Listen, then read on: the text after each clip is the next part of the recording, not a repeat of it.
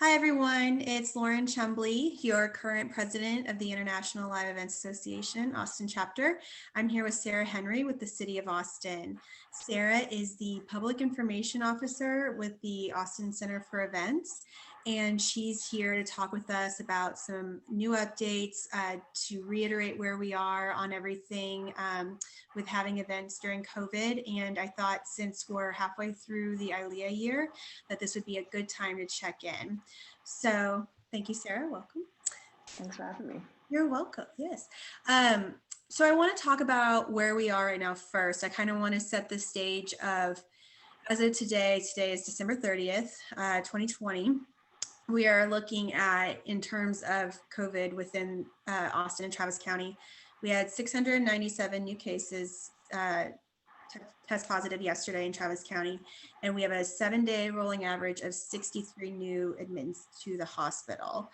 That puts us at stage 5. That's part of what gets us to stage 5 is that rolling 7-day average. I know you mentioned before it's a few different factors, but I wanted to ask because I feel like during the summer it was an average of about 70, and now to get to 5, we would have normally been in 4 today, but today we're in 5. Was there a reason behind the drop to get to 5?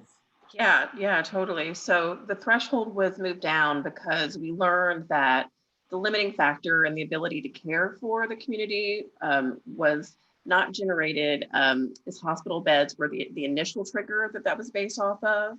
And instead we learned that, ICU beds are a much more finite resource. And so following the summer surge, the city worked with the hospitals and the UT Modeling Consortium to understand the impact of hospitals based on that work.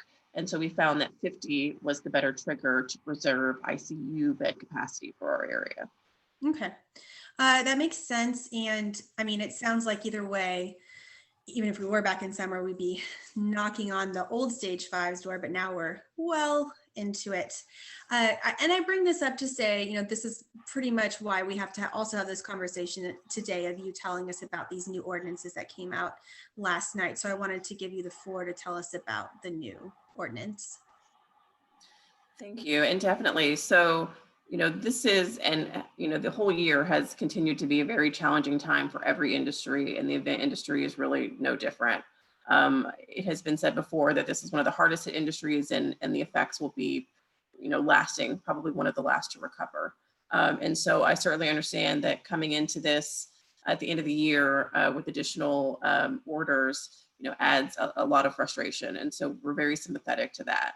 But these orders are in place and will be in place over the New Year's Eve holiday. And so really what this means is that a venue that serves food or drink can still operate, but on starting December 31st at 10:30 p.m. and as of right now, continuing until January 3rd at 6 a.m., dine-in food and beverage service will be restricted from the hours of 10:30 p.m. to 6 a.m.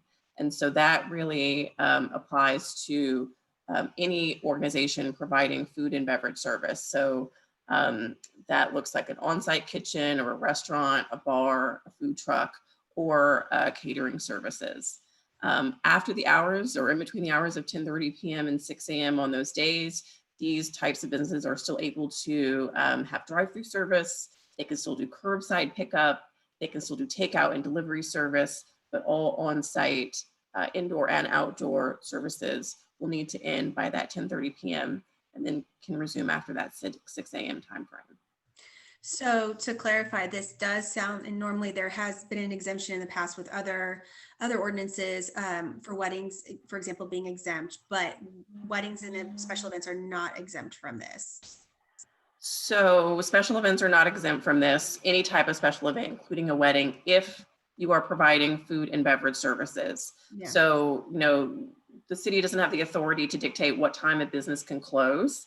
But what we do have the authority with this order to do is to put a curfew or an end time on the ability to provide food and beverage services on site. So if you're a business that provides one of those services, that 10:30 timeframe does apply to you for any type of service on those nights. Yes. Okay.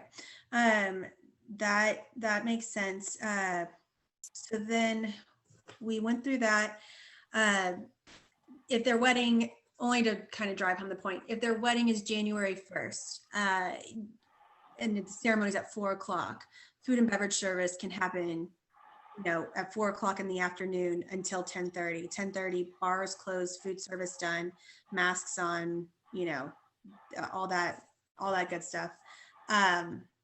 So it's just between the hours of 10:30 p.m. and 6 a.m. that it's drive-through only. That's right. That's right. And really the purpose of this, order is, to be narrowly tailored and to try to help people or encourage mask wearing and to, discourage people from being in large groups with people outside of their household.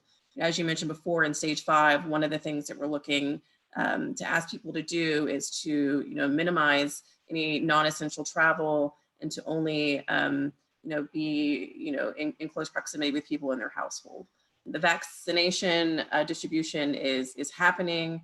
And as that comes out, obviously things will start to change. But for right now, we're still in this really critical time period.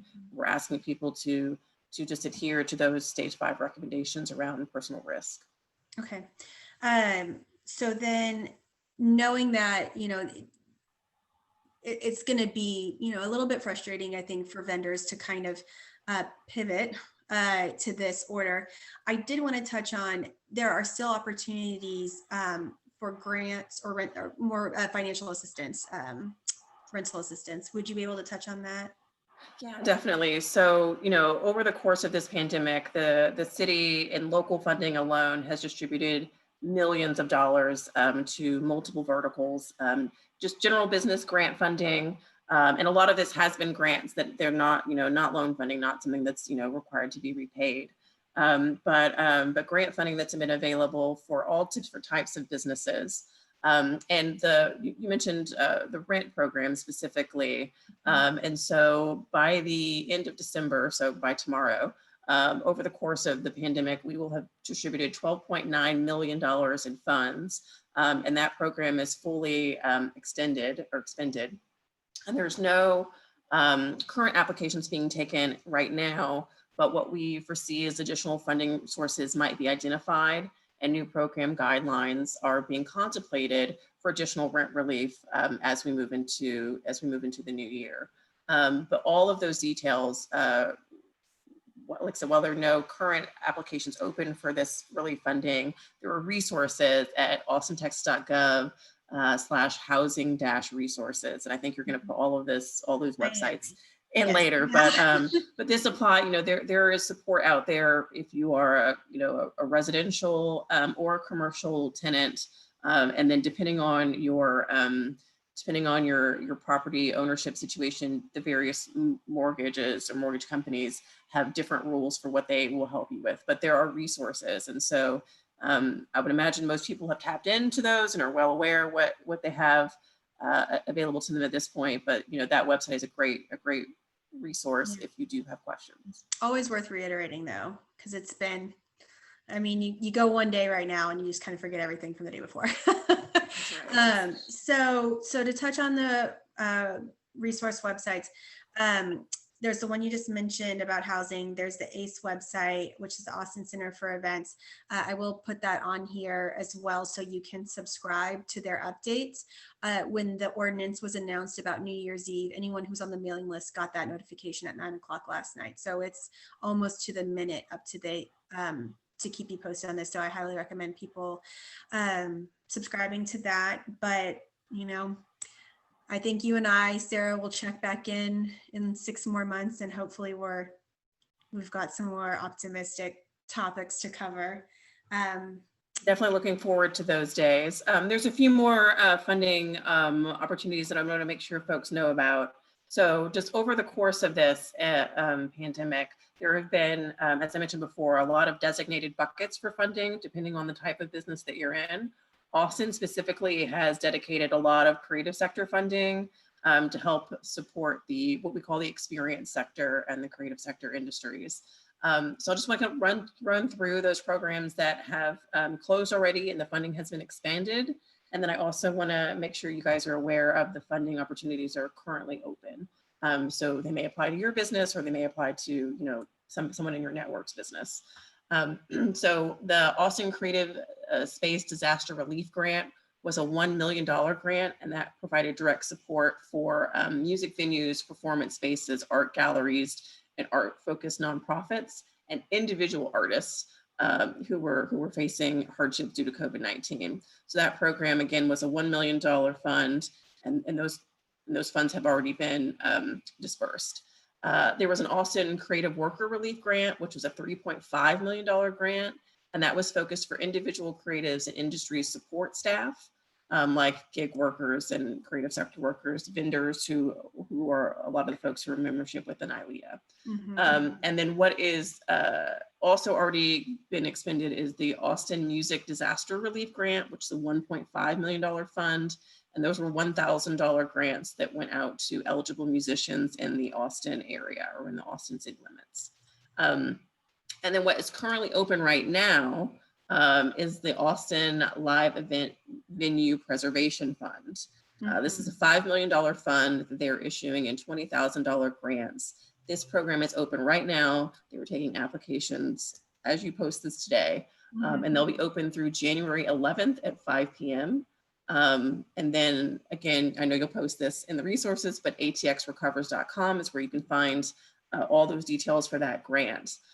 Additionally, there's also open right now funding for childcare provider relief grants. And the deadline for that is also January 15th at 5 p.m. Yeah. So those are the funding opportunities that are open right now. The applications are available, and there is financial relief available for those two categories. As we move into the new year and this pandemic continues, please keep looking back at that atxrecovers.com website as more resources become available. That's a really good place to check back and to know what's happening. And the Economic Development Department also has newsletters. So, get all kinds of stuff in your inbox. You can sign up for ACE, you can sign up for theirs. And that way you'll also have all of that funding information available to you right as it's available. Knowledge is power. That is true.